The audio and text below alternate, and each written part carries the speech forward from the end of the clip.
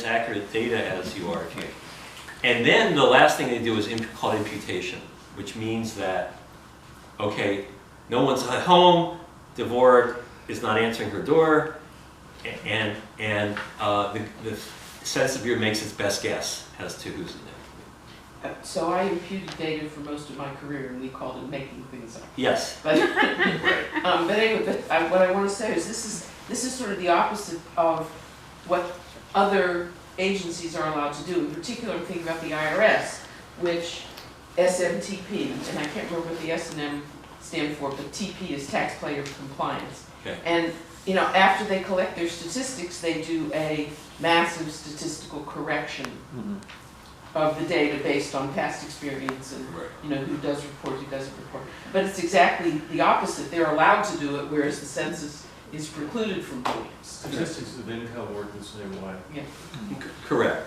So let me say one other issue about the undercount, and then I'm going to hand out this stuff, which is about the money.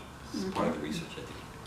So in 2010 census, the census coverage measurement said the result was almost perfect, that there was an overcount of 0.01%. But then when you look at the components of that, you discover that for every 100 people, there were 95 correct enumerations, or 94 correct enumerations. 6 people were not counted. 3 people were double counted. Double counts happen for 2 main reasons. One is because people have more than one home. So one spouse is filling out the form in one place, and one spouse is filling out the form in another. And also kids in college, right? So kids in college, 19, they get counted in the dorm, and then the parents put them on. But the result is that whiter, wealthier families get double counted. With the omissions,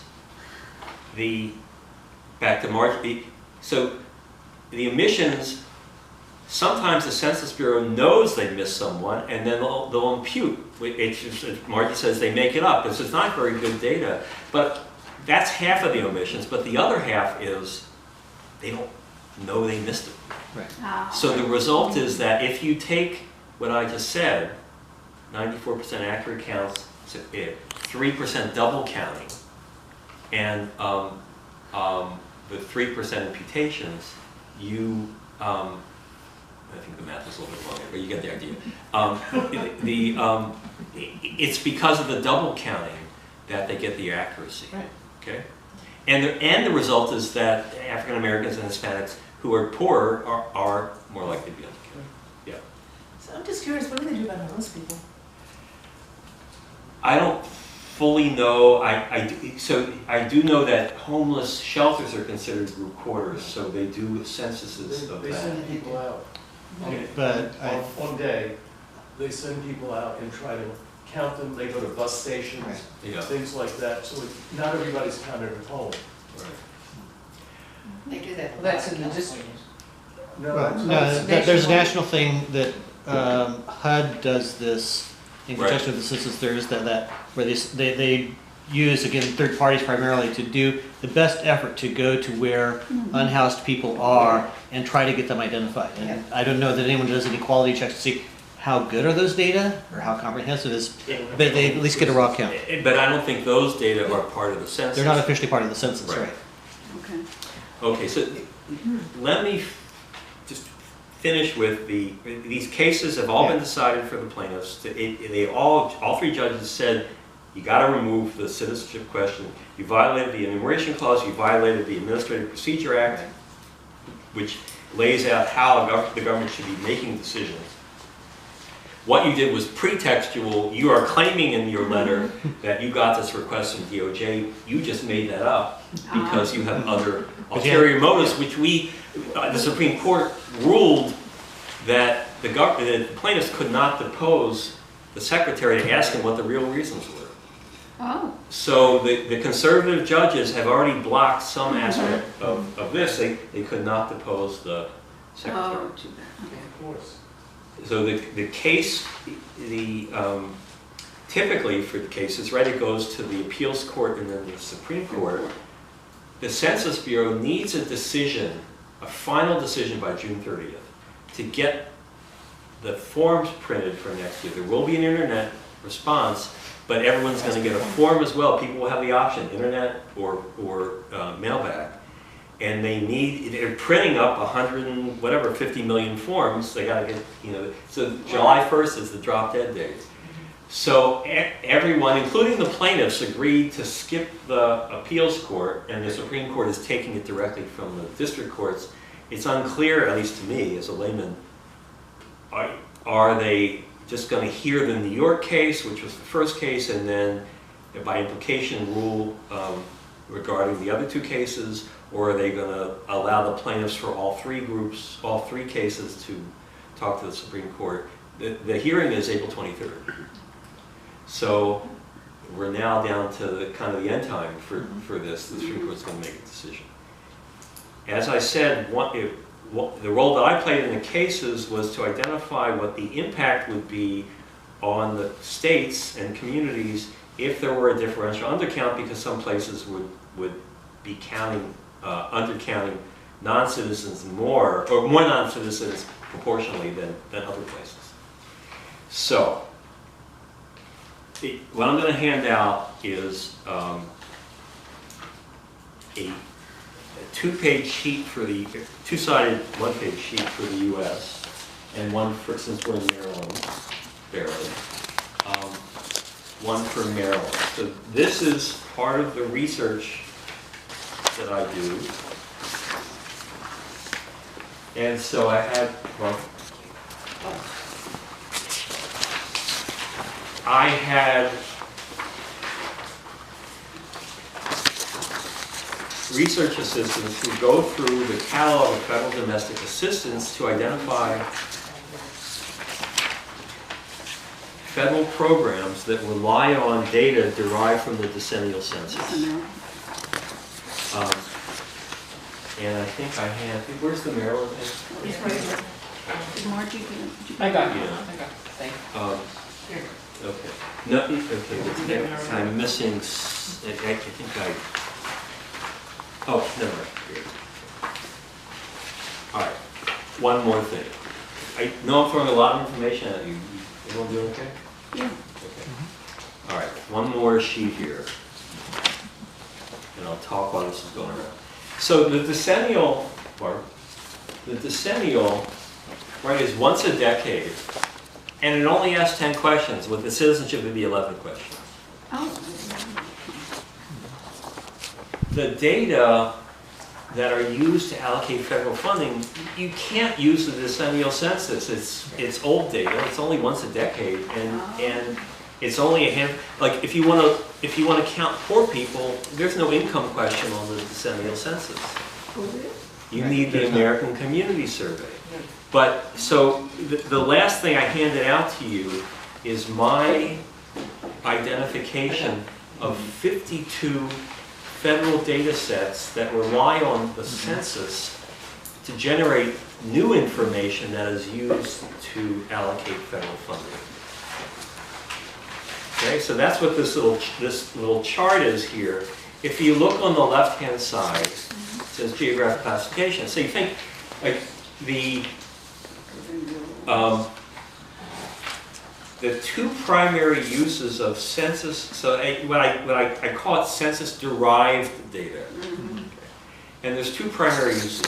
One is to determine eligibility. Like for your programs, the easiest way to think about this is the U.S. Department of Agriculture has a bunch of programs that are for rural areas. You have to be, you cannot be New York City and get a money from the Department of Agriculture. You have to be a rural area. Conversely, for HUD and for some DOT programs, you have to be an urban area. And on the basis of the Census Bureau designates every census tract in the country as rural or urban. Okay? The designation is, are you above or below 1,000 people per square mile? Okay. So, for programs that are relying on data derived from the census for that kind of eligibility, they're not that sensitive to a miscount, right? Because if you miss half the people in New York City, it's still not going to be a rural area, Right.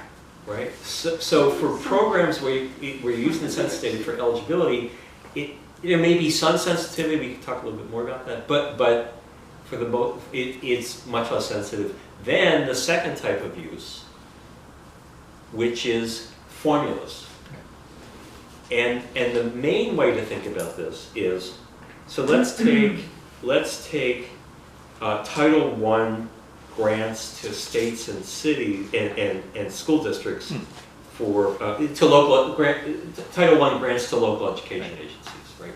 So the federal government allocates $14 billion a year that end up in the treasuries of school districts all around the country to serve poor children.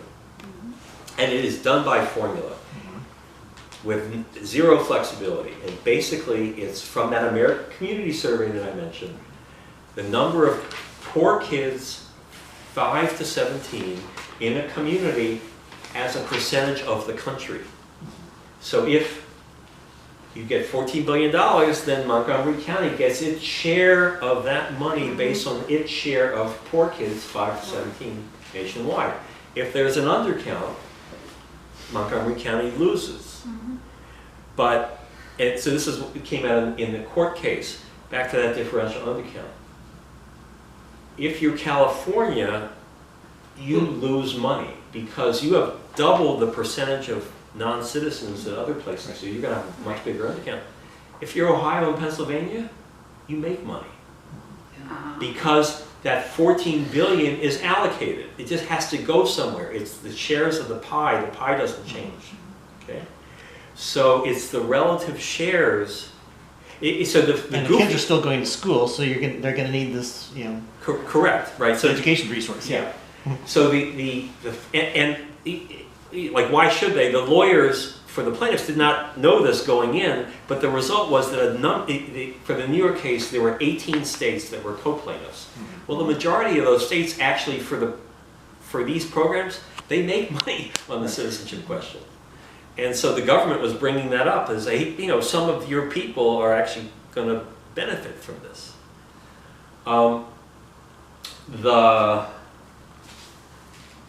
The second type of program, which is a huge amount of money, is related to Medicaid. Okay, so Medicaid is different than the type of grant program I just described, in that Medicaid is open-ended. In other words, Congress doesn't say we're allocating. Actually, Trump wants to change that with grants, grants to states. But for the moment, states get so many cents back on the dollar for every dollar they spend on Medicaid. But it's up to the states to figure out how generous or stingy they want their program to be. So Maryland's probably fairly generous. A lot of Nevada and Utah are very stingy. But there's no cap. So if you want to have a very generous program, whatever you spend, the government's going to give you so many cents back on the dollar. The number of cents is dependent on your per capita income, right? So the total income for the state divided by the number of people. Maryland, Virginia, New York, California are wealthy states. They have high per capita income. Mississippi and Louisiana don't. So there's a range of 50 cents. No state can go below 50 cents on the dollar, up to 83. So Connecticut, Maryland, and Virginia are at 50 cents. Louisiana and Mississippi are like 77 cents. Oh, because they have more. Okay, because they're poorer. Per capita income, when you think about it, is total income for the state. And income, as determined by the government, is based largely on tax records. In other words, it's not based on the census, it's based on administrative data. So if there's an undercount, that doesn't change the numerator. Right. But if you have an undercount, then the denominator, the population, gets smaller and the state looks richer than it is. And essentially, for each 1% undercount, you lose a penny on the reimbursement. Andrew, I get a lot of questions on rural, Okay. and there are all kinds of rural definitions. Right. Yes. And the rural advocates that I work with,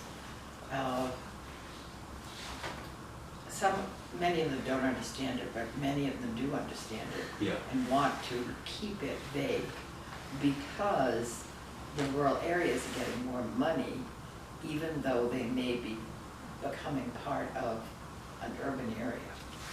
And I wonder if you could comment on that. So there is an anomaly in, I was saying earlier how very, very few programs actually use the decennial data, the exception of the rural programs. Ah, And I think because, so what every department's legislation says is, well, just as an example, the Medicaid, the per capita income, they're not going to take the 2010 population numbers that they're in capital. The population estimates get updated every year. Right. So, but when you look at how the population counts are determined for the rural programs, it's the decennial count. In other words, so if there's growth between 2010 and 2018, you're going to use the 2010 number.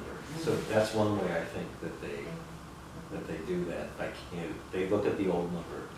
And if you wanted, Barbara, I could hijack this whole conversation, put everyone else to stay talking about rural definitions because I work in that field. But there's it really does depend on the program. Like I work with transportation and ag, a little bit of housing programs, each of which have their own definitions for what is rural. And you really have to look at underlying statutes. So it gets really fuzzy very quickly.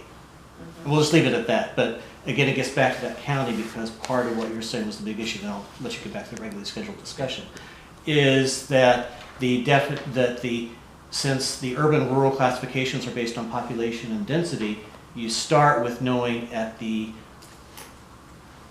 tract level is how Census does most urban-rural stuff. Of how many people, however we're going to count them, and what's the land area, and no one's going to lie about the land area, so then it certainly gets back to the population and the density, and then it springs up from there. And that's probably enough for right now. Then. Right. Thank you. Sure. Okay. So what you have in, just, you can look at this at your leisure if it makes sense. Just to say that very, very few, the ag programs are the exception, actually use the decennial data, but there are many, many statistical series that require an accurate census to, one easy example to think about, like the population estimates, every year, the Census Bureau will say the population of Maryland is X in 2017, 2018, 2019. What they do is they take the 2010 numbers, they add births, they subtract deaths, and then they make an estimate for migration. Great. Coming in and coming out. So if you miss 10,000 people in 2010, you don't get them back. They're gone for the decade.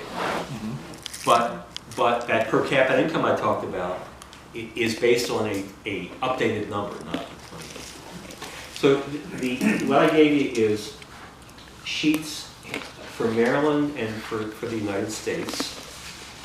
There are about 320 programs I've identified that use census-derived data to figure out who's getting what money. Most of them are what's called financial assistance, which are grants and